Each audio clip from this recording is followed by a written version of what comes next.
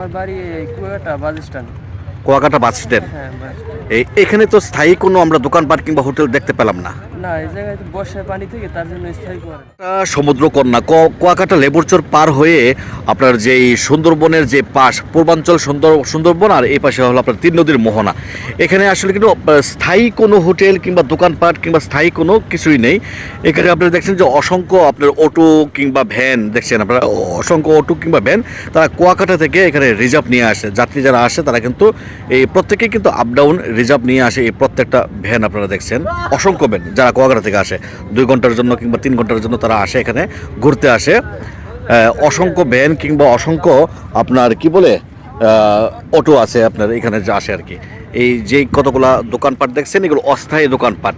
ওই পাশে ঝাউবাগান আর এই পাশে সমুদ্র পূর্বাঞ্চল, আপনার সুন্দরবনের যে পূর্বাঞ্চল, আর অসংখ্য অটো এবং ভ্যান এখানে আসে আর কি।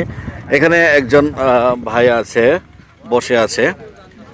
ভাই আপনি কি এই এই মানে কি বলে ব্যাটারি চালিত ভ্যান চালান নাকি? হ্যাঁ, আপনি কি সবসময় চালান? হ্যাঁ, আমি সবসময়। আপনার বাড়ি কোথায়? আমার বাড়ি এই Kuakata bus stand. Kuakata bus stand. হ্যাঁ, বাস স্ট্যান্ড। এখানে তো স্থায়ী কোনো আমরা দোকানপাট কিংবা হোটেল দেখতে পেলাম না। না, এই জায়গায় তো বর্ষায় পানি থেকে তার জন্য স্থায়ী করে না।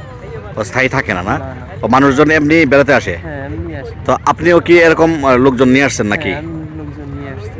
কিভাবে এখানে আসে? এভাবে তো ভ্যান নিয়ে আসে বা অটো আছে, সুই অটো। মানে রিজার্ভ নিয়ে আসে? রিজার্ভ নিয়ে আসে। ও আচ্ছা, আপনারা সারাদিনে মানে কখন লোকজন বেশি আসে? বেশি লোকজন এই জায়গায় বিকেলে বেশি আসে। বিকেলে বেশি আসে। হ্যাঁ, বিকেলবেলা আসে। তো সারাদিনে আপনারা সকাল থেকে সন্ধ্যা পর্যন্ত মানে কেমন ট্রিপ মারতে পারেন? হয় দৈনিক ভালোই হয়, 1000 হয়, উপরে 1500 2000 এরকম হয়। 1000 1500 2000 হয়। হ্যাঁ। মানে এখন তো সিজন মানে, সিজন। হ্যাঁ, তাই না? এই যে ভ্যান দেখতে পেলাম, এই ভ্যান কি আপনার নিজের নাকি? হ্যাঁ, এটা আমার নিজে। ব্যাটারি চালিত, মানে চলাতে কোনো সমস্যা নাই? না, না, সমস্যা নাই। আর এখানে দেখলাম যে এই বালুর মধ্যে, এই যে বালুচর বা বালুর মধ্যে এই ভ্যান গাড়ি চলাতে কোনো অসুবিধা হয় না? না, হয় না। আবার হয় যদি মনে করেন পানি উঠে যায় তখন আর চালানো যায় না।